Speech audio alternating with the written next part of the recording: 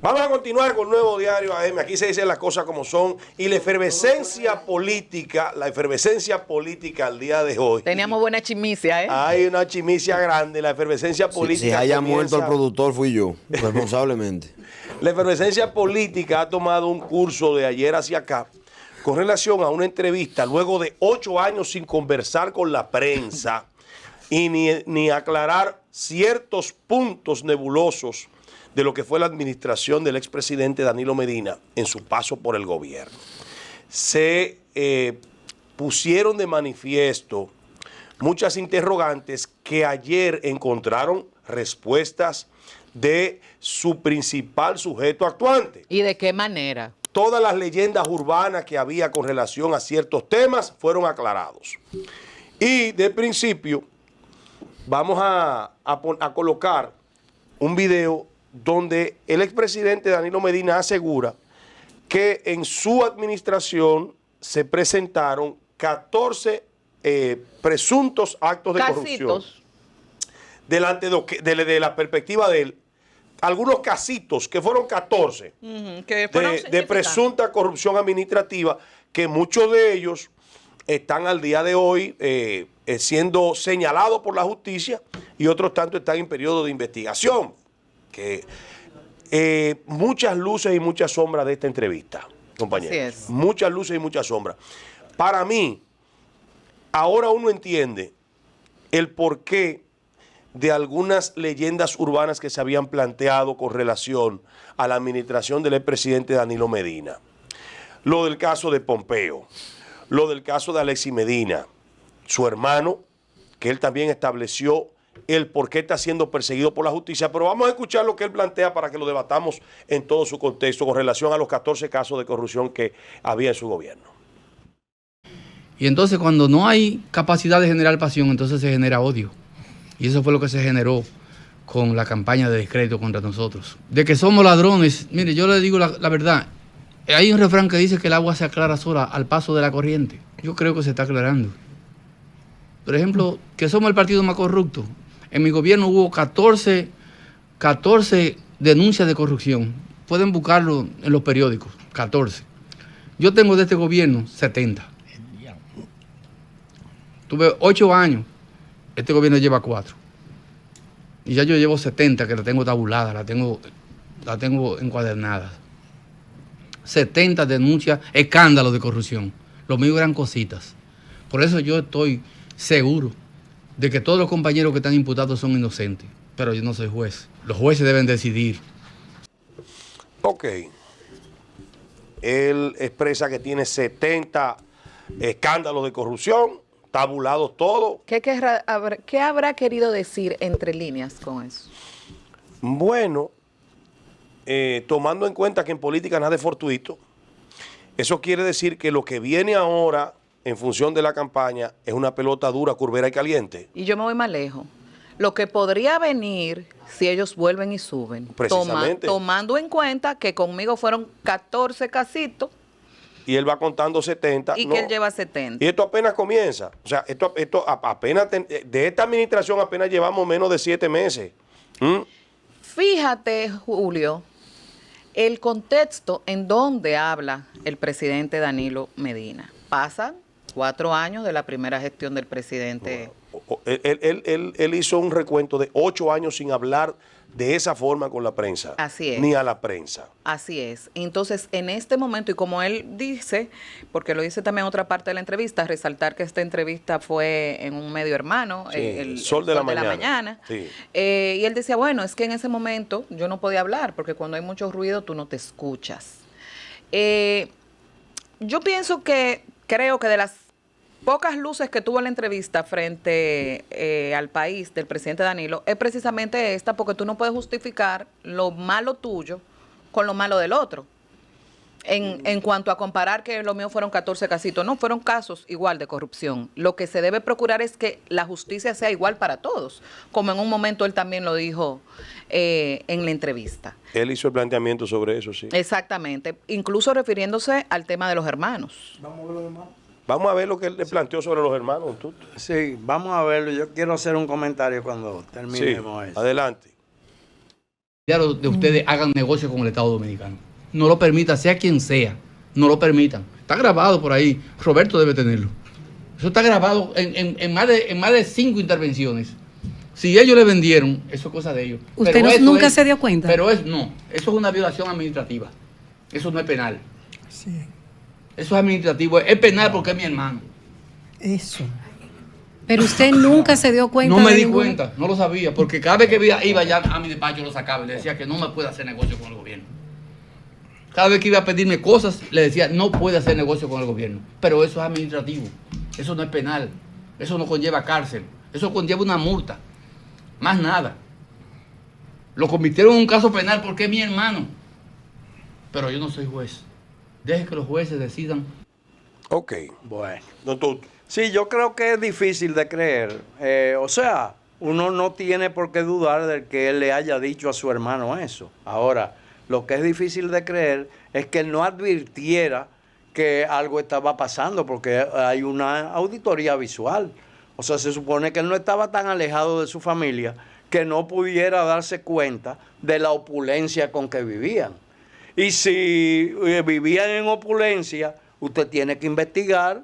Usted tiene que preguntarse de dónde proviene esa opulencia, de dónde proviene ese dinero. Ahora, yo quiero referirme también a el primer corte con relación a lo de los 14 casitos. Yo no creo que cuando él dijera 14 casitos era restándole importancia a esos casos de corrupción que se produjeron durante su gobierno, sino lo que él quiere señalar es la insignificancia del número con relación a los que él dice tener.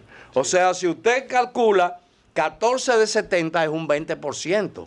14 por 5 da precisamente 70. O sea, es lo que quiere decir que él dice, bueno, mi gobierno es el más corrupto, pero resulta que durante mi gobierno, durante mi gestión de 8 años, solamente se produjeron 14 casos de corrupción, mientras que en 4, un poco más de 4, van por 70. O sea que yo creo que lo que él quiere minimizar no es la importancia de los casos que se hayan producido durante su gestión, sino la magnitud de cómo se están haciendo las cosas desde su punto de vista. Y eso, señores, tiene sentido, porque yo le voy a decir algo. Lo mismo con el endeudamiento. ¿Cuándo salen a la luz pública los casos de corrupción? Después de la gestión de Danilo, sobre todo. La mayoría de los grandes casos de corrupción es cuando el presidente Luis Abinader asume la presidencia de la República a partir del año 20, del 16 de agosto del 2020. Antes no se le prestaba esa gran importancia, y lo que él quiere decir también, desde mi punto de vista, vamos a esperar cuando estos terminen lo que se va a producir, cuando ya yo tengo 70, o sea, y hay algo de eso, mira, hay algo de eso. Uno tiene que atar cabos, nosotros tenemos que aprender a atar cabos. Y yo no sé si ustedes recuerdan, porque lo ha dicho en reiteradas oportunidades, el presidente Hipólito Mejía dijo que a los presidentes como que no se les molestaba. Sí, pero eso tiene una razón. Sí, no, yo sé que tiene una razón. No hace retaliación Yo sé que no se le hace retaliación, pero no es una cuestión de retaliación. Pues el hecho de que usted haya ocupado la primera magistratura de la nación no lo exime a usted de haber incurrido en actos reñidos con la ley. En otros países y si eso sucede, y si eso sucede, lo que pasa es que eso es lo que él quiere, desde mi punto de vista, y voy a ser muy claro en esto, es decir, hay un código, tú me respetas y yo te respeto. O sea, yo no voy a meterme con lo tuyo, pero tú no te vas a meter con lo mío. Un salvaconducto.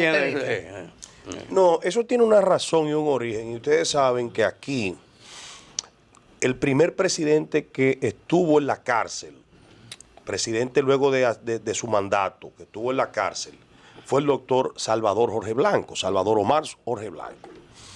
A raíz de eso se estableció que la retaliación política podía llegar hasta la puerta del despacho del presidente, mas no tocar su investidura.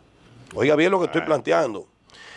Porque luego se demostró que lo que hubo contra Salvador, si bien es cierto que se presentaron pruebas de presunta corrupción administrativa en ese caso, también hubo ensañamiento. y retaliación política.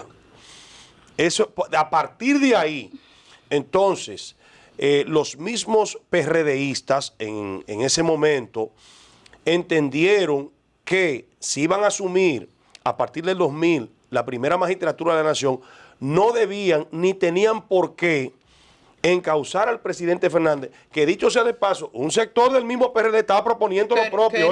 Quería que lo trancaran. Pero mira, Julio, yo te quiero decir, a propósito de eso, ahí hay que tener mucho cuidado. Primero, porque ciertamente si un expresidente o un primer mandatario incurrió en actos que atentan contra el bienestar reñido con la ley, de la ley, con la ley, pues, manejo de siempre y fondos cuando, públicos. yo lo que creo es que lo que no debe haber es una persecución política por perseguir Claro, y vaya. mantener titulares y utilizar la justicia como un emblema de campaña, que es lo que aparentemente pasa muchas veces. Ahora, de que se agote un debido proceso bajo una justicia realmente justa, valga la redundancia, Sí, bien que aplicada. se aplique con el debido proceso y que se respeten los derechos y con transparencia, pues el que la hizo, Mira, que sea que la sometido pague. y que cumpla. Mira. Por eso yo digo, ya para finalizar, Sí. que el Ministerio Público Independiente y la justicia en sentido general tienen que tener mucho cuidado en la forma más que en el fondo de cómo lleva los casos y los procesos de corrupción que se están ventilando en los tribunales de nuestro país, para que no existan entonces personas legalmente morales y de pasar a ser culpables, víctimas y mártires de un sistema injusto. Mira, Eso es así. aquí se da la siguiente situación. Y es que si alguien comete un acto doloso, tiene que ser probado en justicia. Por El eso digo. problema es, o la situación es, que la política mancha y daña todo.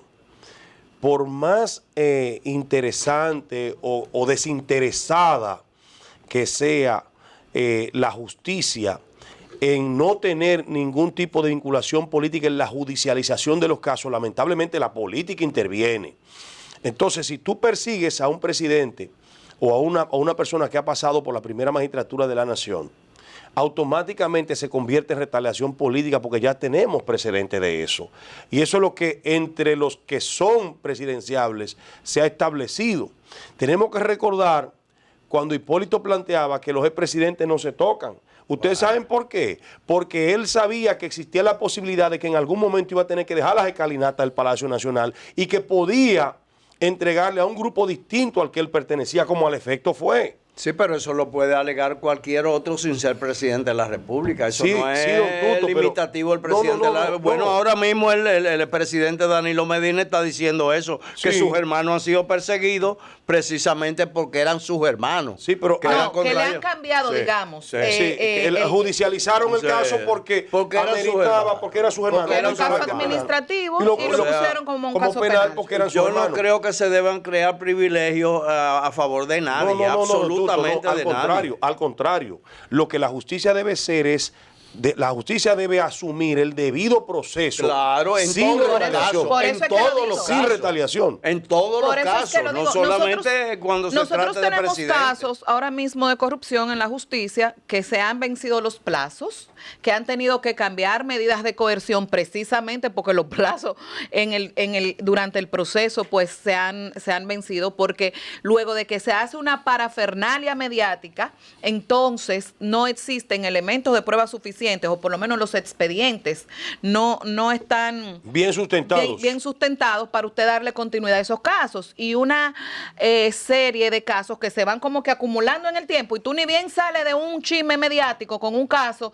cuando ya tú estás entrando en otro, pero no se concluye. No hemos tenido al día de hoy un solo caso donde hayan personas juzgadas, declaradas culpables. Entonces, si tú tienes todos los elementos, si tú tienes un expediente lo suficientemente Bien fuerte, concluido. bien concluido, bien sustentado, concluido, como sí. se ha dicho, porque lo han No, dicho, Blindado. blindados. Entonces, ¿por qué tú tienes que acumular en el tiempo? ¿Y Pero- por qué tú pero tienes que esperar fíjate que se bien. agoten los tiempos establecidos? Es que inclusive no se ha respondido que muchos de esos expedientes están fundamentados en ¿En qué? informes que han rendido de manera irregular la Cámara de Cuentas sin haber agotado el protocolo Una Cámara debido. también Esos son- cuestionada. O sea, eso lo han alegado la mayoría de los abogados defensores de los ¿verdad? De los encartados en los distintos casos de corrupción. Entonces, ahí es que radica el gran problema, porque no es un tema de que usted sea culpable y que si yo soy culpable hay que subsanarme porque yo tengo privilegios por la posición que ocupé. No, eso no es. No por lo ahí. que debe ser es que yo soy un ciudadano igual que cualquier otro, que el pueblo me haya dado un privilegio mediante elección a ocupar una posición de principalía, en este caso ser el primer mandatario o ser un alto funcionario, de que la justicia es igual para todo el mundo y que se le debe aplicar conforme establece la ley y el debido proceso, respetando los derechos y las garantías del lugar, tanto al más alto funcionario o ciudadano como al de más precaria situación Eso es económica justicia. y social. Eso es lo que debe ser justicia. Eso es